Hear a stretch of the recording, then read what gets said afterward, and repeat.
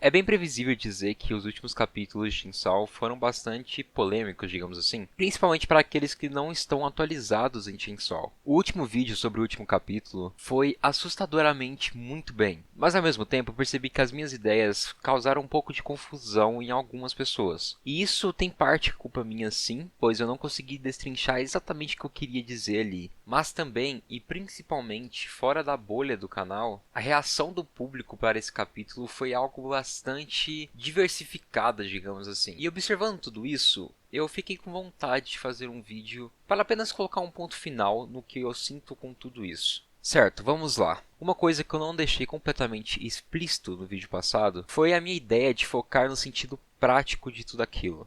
Yoro quer porque quer enfrentar o Chainsaw Man. Fazer tudo aquilo é uma forma de suprir os desejos que o Denji estava sentindo. Talvez, obviamente, assim possa o motivá-lo a querer lutar. Mas quando a gente olha para o sentido prático, o que a Yoro faz aqui é algo que pode colocar em xeque a confiança de todos os personagens. Saberemos apenas no próximo capítulo, mas eu de fato suponho que Asa pode sim se irritar com Denji e também pode sim se irritar com Yoro. Então, dito tudo isso, eu não estou negando que a Yoro não gostou de tudo aquilo. A questão é que a Yoro tem um objetivo muito mais importante do que tudo isso. Não é estranho percebermos que uma personagem mira principalmente em um alvo de manipulação do que realmente em um sentimento, certo? Mas bora falar um pouco mais sobre isso.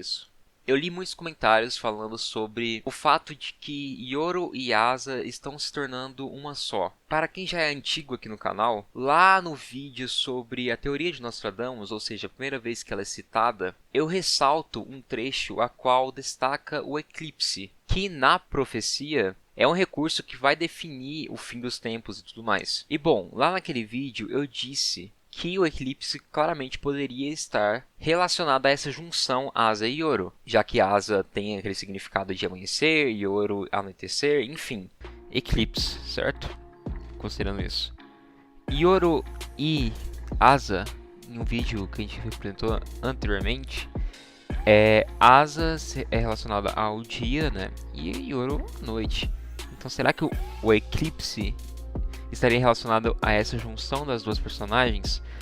Ou seja, elas vão ser realmente muito importantes. Então, essa ideia das duas poderem se tornar uma só é completamente possível. Mas, contudo, entretanto, todavia, o mangá desde sempre usa a cicatriz da Yoro para ser um recurso narrativo, demonstrando pra gente quem de fato está sob controle do corpo da Asa. Obviamente, tudo que a gente está discutindo durante esses dias são pontos que só serão confirmados nos próximos capítulos, é óbvio. Mas o que é evidente aqui pra mim nesse capítulo é que de fato a Yoro estava ali para tentar resolver tudo isso que estava acontecendo com o Denji. Porém, de um certo modo metafórico e também prático, o demônio da guerra acaba sendo invadido pelos sentimentos da Asa. Já faz um tempo que a gente percebeu que a Asa de fato gosta do Chainsaw Man, gosta do Denji. E esse sentimento faz com que suas memórias voltassem acerca daquele beijo. No meu vídeo anterior, eu tinha ressaltado o ponto de que talvez a Nayuta pudesse ter sido morta. Eu não confirmei, mas eu disse que poderia ser.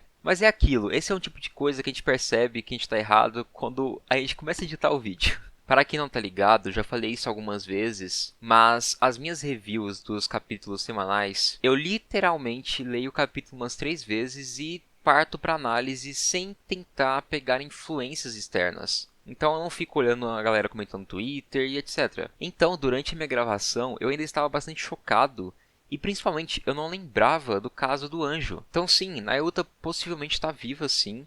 E essa memória que veio até Yoro está relacionada diretamente com o sentimentalismo que a Asa tem com aquele personagem. Certo, mas agora algo bastante importante. É necessário lembrarmos que a Yoro é uma vilã. E esse capítulo, de uma forma bem seca, nos faz relembrar disso. Yoro pode sim, de fato, estar sentindo o que a Asa sente pelo Denji durante tudo aquilo. Porém, vocês não podem descartar a ideia de que tudo aquilo que está acontecendo é uma forma de poder controlar a situação mais uma vez. Yoro quer enfrentar o Chainsaw Man. O Denji não consegue fazer mais nada por conta de todo o seu choque emocional. E aqui o Fujimoto nos faz lembrar que para essa personagem, não importa os meios que ela tem que utilizar, ela vai alcançar seu objetivo. Para ela, era algo completamente irrelevante descartar alguma parte do corpo do Denji, assim como a sua iniciativa que ela faz posteriormente ao Denji. Ah, se não deu certo cortar ele, então vamos resolver esses desejos carnais do Denji de alguma forma, nem que seja à força. E sim, gente, independente se Yoro estava sentindo as sensações da asa e vice-versa, o Denji ainda sai como uma pessoa que foi assediada. O Denji está completamente fragilizado, faz tempo já. Em uma situação como essa, é normal a pessoa, a vítima, não saber ao certo como reagir. Então, sinceramente, gente, parem com esses rótulos. Ai, mas se o Denji foi abusado, então por que ele não reagiu? Por que ele não se transformou em Chainsaw Man e derrotou a Yoro? Ai, por que ele não fugiu?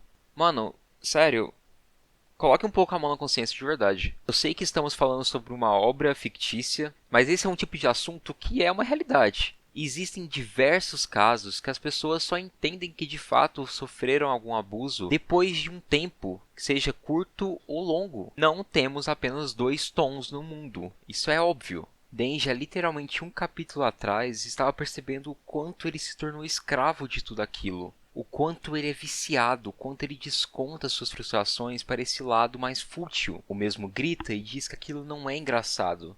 Ele de fato o detesta por isso. E agora ele novamente foi empurrado para uma situação como essa. A experimentação de desejos carnais nunca chegou ao Denji de uma forma saudável. Foi assim desde o caso da Himeno até agora. A atitude da Yoro, mesmo com Denji gostando da Asa, é sim uma atitude de vilã mesmo. Sério. Só a gente pensar, o Denji extremamente frustrado com tudo aquilo, com seus desejos, o quanto ele é escravo daquilo tudo, desanimado, frustrado, com medo do seu futuro. Então o personagem simplesmente o arrasta para um beco dizendo que irá cortar o membro dele. E quando ele revida, quando ele muda de ideia, quando ele está realmente chocado, o Denji está completamente chocado aqui no início, ela à força simplesmente começa ao estimulá-lo sexualmente, ao tocá-lo. Pô, gente, literalmente o Denji não teve a sua liberdade de escolha. Ah, mas na reta final ele parece estar mais confortável. Novamente, eu volto e repito. Esse tipo de situação não é algo simples. E, infelizmente, quando você tem casos próximos a você, você percebe o quão complexo é. Sobre a Asa, ainda assim, eu acho que a mesma também foi abusada. Mesmo pelo fato da Yoro ter o conflito de interesses e desejos da Asa, a escolha da iniciativa, da atitude, não partiu da personagem. Partiu sim do demônio da guerra. Logo, assim como o Denji, ela não teve a escolha. Mesmo se partimos da ideia de cada vez mais elas estão se reunindo, o corpo da Asa ainda foi violado por alguém que não é ela naturalmente. Então, novamente, a gente sabe que a Yoro sabe dos pensamentos da Asa. E a gente sabe que cada vez mais esses pensamentos estão sendo invadidos para Yoro. Logo, os pensamentos da Asa poderiam sim estar à flor da pele ali. Mas a tomada de decisão ainda partiu sim da Yoro. É complexo toda essa discussão entre as duas personagens. Mas sim, em minha visão, a Asa simplesmente visualizou tudo aquilo. A Asa já se mostrou sim como uma pessoa que tem esses desejos. Porém, ela também já se mostrou como alguém que tem repulsa e principalmente dificuldade de aproximação. Algo que fortalece cada vez mais que aquela tomada de decisão foi sim da Yoro.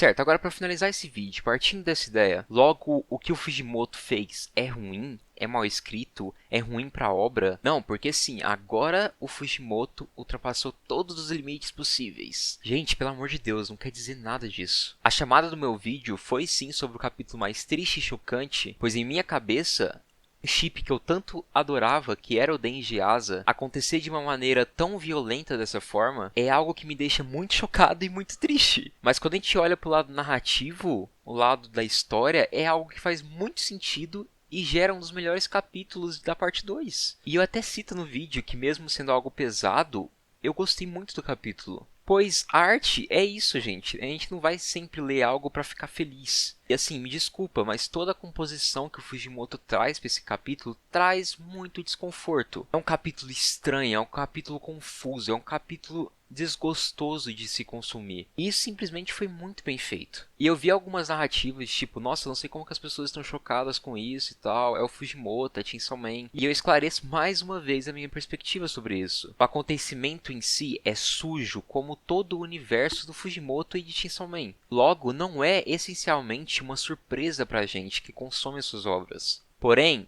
o choque que vem, novamente falando por mim, acontece pois torcemos para os personagens. Acontece pois eu não queria ver o Denji em um dos momentos mais de fragilidade de toda a obra. Foi empurrado para uma situação em que ele não gosta. Pô, no capítulo passado ele deixa claro que ele não queria ser escravo desses desejos. Ele deveria estar focando nas coisas importantes para ele naquele momento. Principalmente, além dele ser empurrado para a situação, ele novamente não teve livre-arbítrio. Eu não queria ver o Denji sendo exposto dessa forma, e muito menos a Asa. Mas, novamente, isso em questão narrativa é genial. O Fujimoto simplesmente foi preparando um chip que muitos fãs adoravam e fez ele acontecer de uma forma muito desconfortável. Efetivamente, talvez a pessoa que mais aproveitou aquilo ali possa ser a Yoro. Sem contar que agora o Fujimoto abriu ainda mais o seu leque para discutir essas questões de desejos do Denji. A obra já abordou isso outras vezes e sempre gostei de ver o resultado dessas experimentações. O único ponto é que agora temos uma questão bem mais complexa. É uma situação mais complexa que o Denji se submeteu aqui. Enfim, eu acho que é isso. Agora sinto que eu consegui pincelar o que eu queria pincelar. Novamente quero agradecer muito todo o feedback que eu venho recebendo nesses últimos dias. Lembrem-se de compartilhar, de avaliar e comentar também. Eu adoro ler esses comentários, mas eu peço, vamos sempre manter o respeito, tá? A gente está falando de temas importantes e temas sérios. Mesmo com discordâncias e outras interpretações, é importante e necessário mantermos um tom confortável de uma conversa. Enfim, é isso. Eu espero que vocês tenham gostado novamente. Considere se tornar um membro igual a esses maravilhosos aqui. E eu vejo vocês na próxima, que vai ser outro capítulo polêmico.